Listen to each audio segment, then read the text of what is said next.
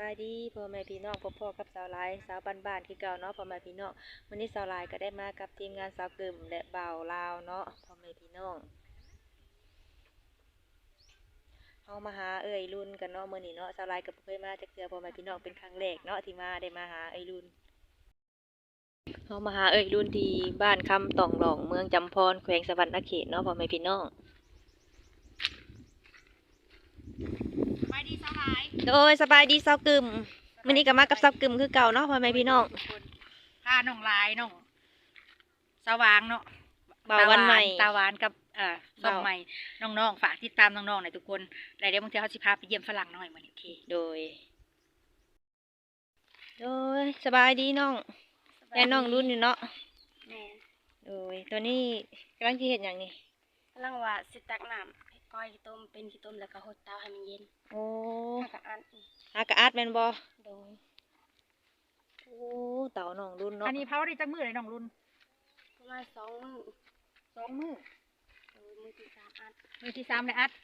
โดยแล้วบัดนี้มื้อได้จังได้มาขวดได้เป็นถ่านบัดนี้คงเฮาอันนั้นหดน้ำมันได้แล้วก็มันเย็นจังออกได้ถ้ามันบ่เย็นก็มันสิเป็นไผออกก็บ่ได้น้องรุ่นเผาถ่านมาบัดนี้โดนแล้วบ่จักปีเลยประมาณ2-3 เดือนนี่แหละอ๋อเริ่มเฮ็ดทาน 2-3 เดือนเนาะโดยช่วงนี้ขายดีบ่ถ่านนี่เนาะ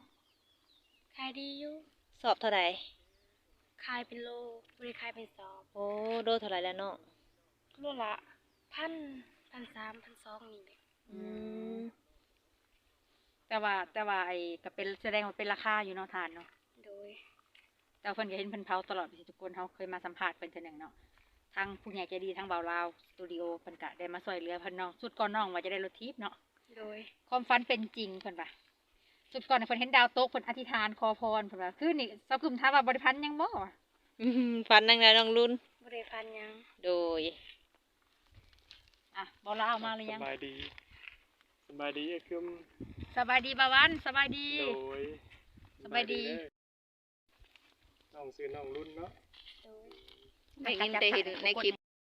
ทำหยังเนาะตำหมักแตงตำหมักแตงแซ่บอยู่บ่ล่ะกินตำหมักแตงก็แซ่บแล้วเนาะคนเมื่อยเฮ็ดทานเนาะน้องรุ่นเพราะว่าไปตักน้ำมาโผเตาเนาะเพราะว่าเพิ่นหากำลังอัดทานเนาะน้องรุ่นเนาะน้องรุ่นจักปีโอ้ก็ยังฮ้อนอยู่ได้พ่อแม่พี่น้องเพราะว่าน้องเพิ่นหากะอัดเตาใหม่ๆเนาะเพิ่นไปจก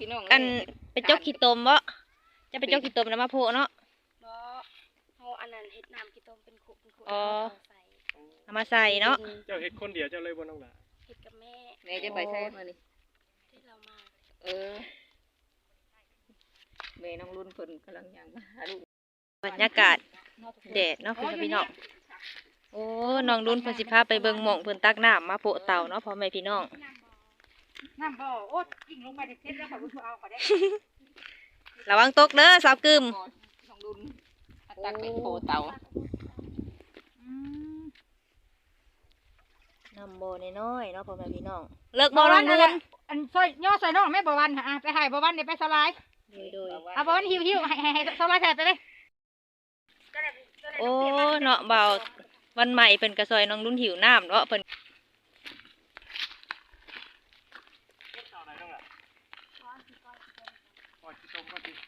โอ้บ่าววันใหม่ก็ยังบ่เคยเฮ็ดเตาจักเทื่อแม่นบ่ยังเลยพี่น้องเลย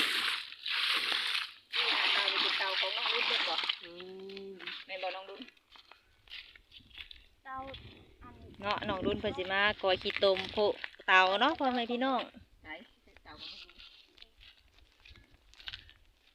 ของใครเสร็จ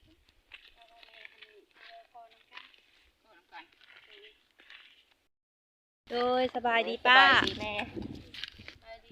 กินข้าวกินน้ำแล้วแม่กินข้าวเที่ยงแล้วบ่อ๋อแม่เป็นไข่เนาะไข่กินได้จักมื้อแล้ว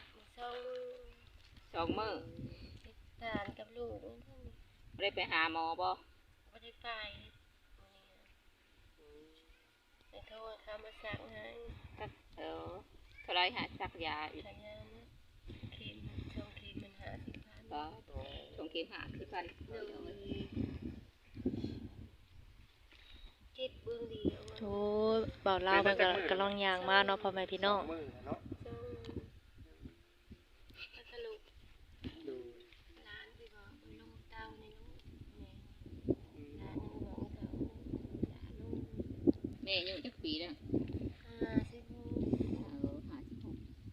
เฮ็ดกับลูกนี่เลยเบิ่นเฮ็ดบ่ได้ สบายดีบ่าวลาว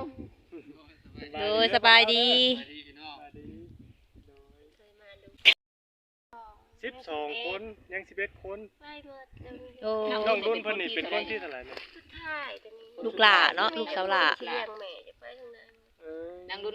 สุขภาพลูกหลานอยู่กับแม่ดีเนาะเห็ดเตา เฮ็ดเต้าบ่ได้ซื้อกินเลย เฮ็ดเตานี่เฮ็ดกัน2คนพ่อแม่ลูกนี่บ่ แม่เจ้าคนแล้วก็ลูกสาวอีแม่มักเตี้ยแก่พื้น โดย น้องรุ่นในเฮียนอยู่บ่ พี่น้อง หลวงพ่อห้า พ่อห้า บ่มี โอ้ เนาะ เรียนของบ่หาได้ก็ได้ออกเนาะ ผมไปเฮียนเป็นบ่มี โด เงิน ดนางก็บ่มี เรียนต่อ มีแต่คนลูกไปหมด เป็นครอบครัวแล้วไปเบิดเนาะป้า ได้เมียแล้วคุณจักอยู่ชายอยู่ยาบ่มีจักกี่มื้อนี้กับพ่อเมีย บ่ได้ติดต่อหาป้าเลยบ่ บ่ลูกบ่ได้ฝากเงินฝากคำมาจักคน โอ้เนาะยังดีที่ว่ามีน้องรุ่นลูกสาวหลาอยู่นํป้าเนาะ อยู่นำบ่เดียว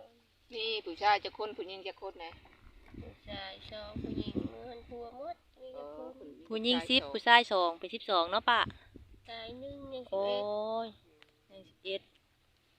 11 ในลูกเต้าน่ะไปเป็นครอบเป็นครัวเบิดแล้ว เป็นครัวบ่ได้บ่มีอยู่ที่ร้าน โดยซุมื้อนี่แบบแม่ก็เฮ็ดให้เฮ็ดหน้าอยู่บ่ บ่ได้เฮ็ดกับลูกเลยเคยอะไร เข้าไปได้หลายปานใด ข้าว แต่ละปีนะ ปีกายนี่ฮะปีนี้บ่ได้ได้ข้าว30ปี2บ่ทันนั้นแล้วก็ย้ายให้ลูกเอกก็เบิดบัดนี้เอกก็บ่คันมันบ่ย้ายในหันคนนี้แน่ลูกอีกก็นั่นแน่ก็ตอนนี้แน่แล้วก็หมดเลยข้าว30กินยอดชายลูก แม่ได้มีงัวมีครัวอยู่บ่ บ้าหัวสอง สัตว์เลี้ยงโอ้ เท่านั้นแหละงูอยู่มีรถก็รถลูกชายซื้อหันปะไว้ในหืน รถจักรบ่หรือรถไถ เอ้ยรถไทยนั่นแหละซื้อปะให้เข้าไปหมด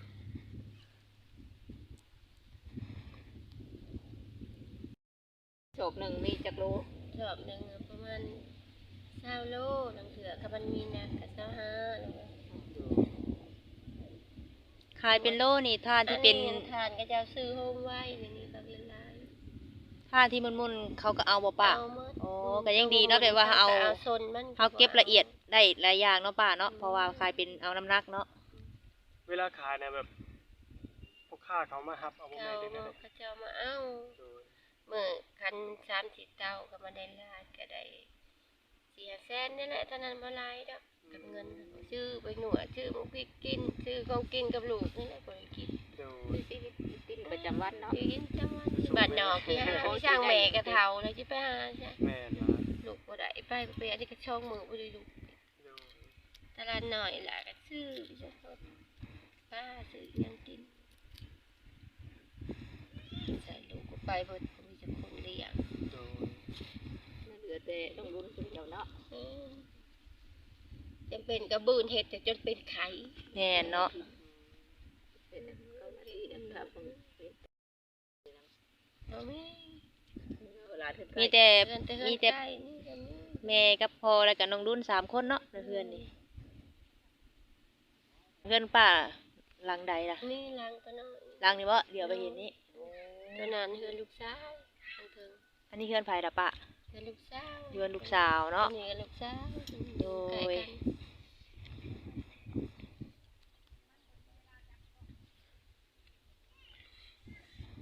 นลูกชายบ่เอาเมียนั่นแหละ นี่เพิ่นก็ยังไข่ยังบ่แข็งแฮงยังเมื่อยอยู่เนาะ โดย วันนี้ก็คือยังสิบ่มีทานขวดเนาะมื้อนี้เนาะ บ่บ่ได้ อี เฮ็ ก ด จัก2-3มื้อแล้วสิได้ขวดเนาะป้า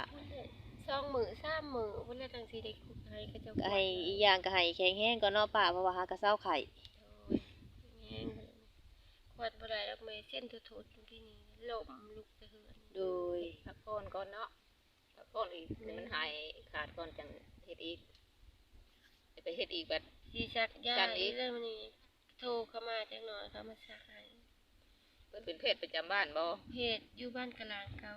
อื โทร ม มามื้อซื่อนี้ก็ซัก2 เข็มมันยังบ่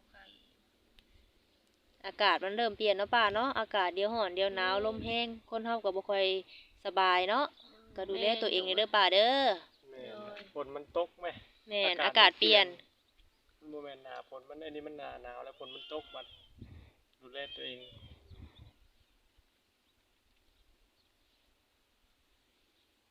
ตอนนี้ก็คือสิเที่ยงแล้วเนาะป้าเนาะจักโมงแล้วบ่าววันใหม่ ตอนนี้12 โมง 19 นาทีพ่อแม่พี่น้องโดย ป้ากินข้าวเที่ยงแล้วบ่ เนี่ย บ่ได้กิน ท่าน แล้ว ได้กิน โดย ถ้าก็ลูกแล้วก็อีนางอันลูกหลานไปปลุกไปลงไปให้หลายแน่มาอยู่เต่า ได้หยังกินข้าวเที่ยงมื้อนี้ป้า ก็อยู่ตามมาหุ้ง โอ้ยตำบักหุ่งยามเที่ยงแซ่บคักเนาะป้าเนาะ เคยมาหุ้งยังเผือกหนึงเนื้อ โดย ลาได้อยู่ตามแม่บ่ได้กินอีกละไข่ แม่ยันพิษไข่เนาะ ได้กินหมกไข่ยังมีแต่หมกแตงเจ้าทำด้วยนี่ไว้ในตู้ได้ลาได้หมกแตงปลูกก็4-5 คุ้มหันมาหมกแตงขาวนิดหน่อยเองเด้ลาไปปิดตำ เอ้ยลืมถามน้องรุ่นอายุเท่าไหร่แล้วน้องรุ่น อายุ15ปีนี่เนาะ โดย โดยน้องรุ่นอายุ15ปี แต่เสียดายเนาะน้องรุ่นออกเรียนก่อน โดย โรงเรียนอยู่ไกลบ่น้องลูก ไก่อยู่ไกลทางทะเลทะเลแกมันต้น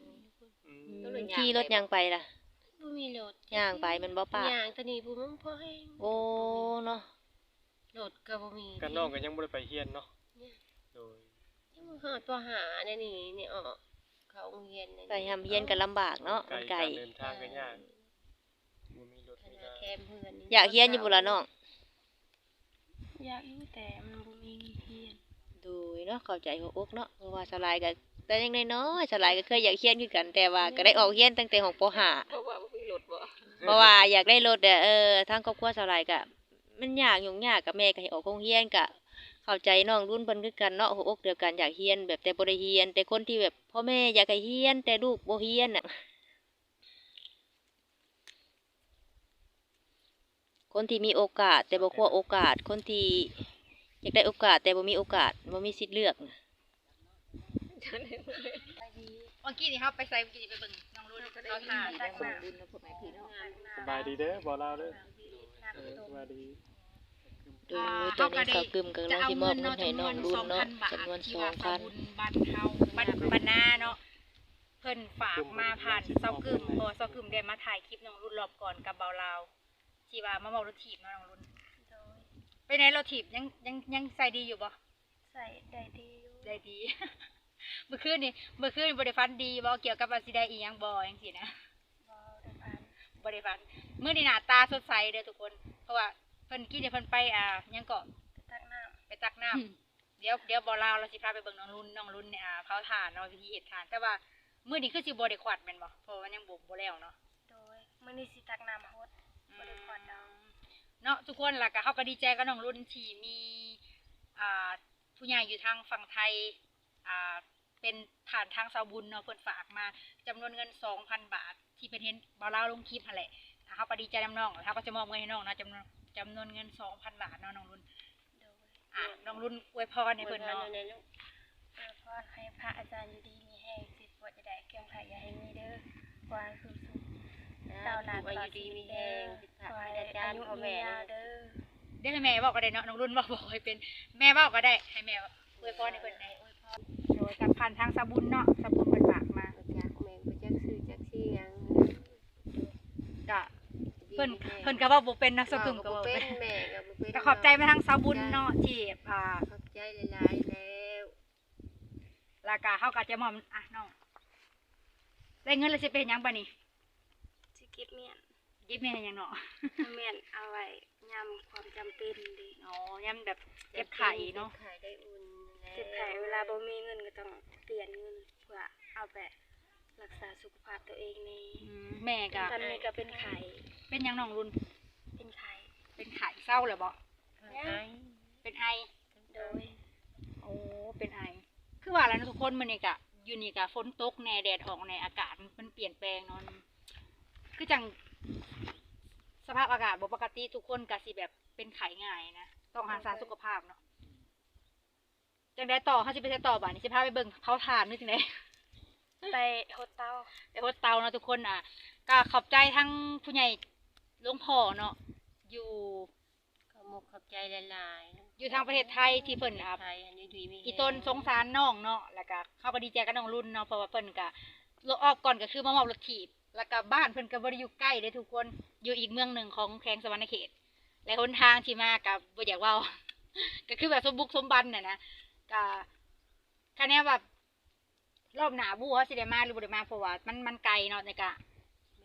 แล้วก็หับเงินกับสะบุญแล้วแล้วก็เลยแบบอีต้นน้องก็เลยเอามาให้แหน่กับอยากให้เพิ่นได้รับเงินแล้วที่เพิ่นฝากมาเนาะทุกคนเนาะก็คลิปนี้เซากึมก็ขอบใจทางสะบุญแล้วก็ทีมบ่าวลาวเนาะที่เพิ่นเป็นสะพานบุญแล้วก็เป็นผู้พามาตลอดฉะนั้นเฮาคือสิบ่ได้มาเพราะเฮาจื้อทางบ่ได้ เขาขับรถเขาก็สิกายทางตลอดเขาก็จะจบคลิปนี้ไปก่อนนะทุกคนเขาจะพบกันอีกคลิปหน้านะเขาจะได้กล่าวคำว่าสบายดีจ้าสบายดีน้องรุ่น เนาะพ่อแม่พี่น้องเนาะเดี๋ยวสาลายก็สิจบคลิปเพียงส่ำนี้ไว้พอกันคลิปหน้าเด้อฝากความเมตกดไลค์กดแชร์เป็นกำลังใจให้สาลายเด้อขอบใจ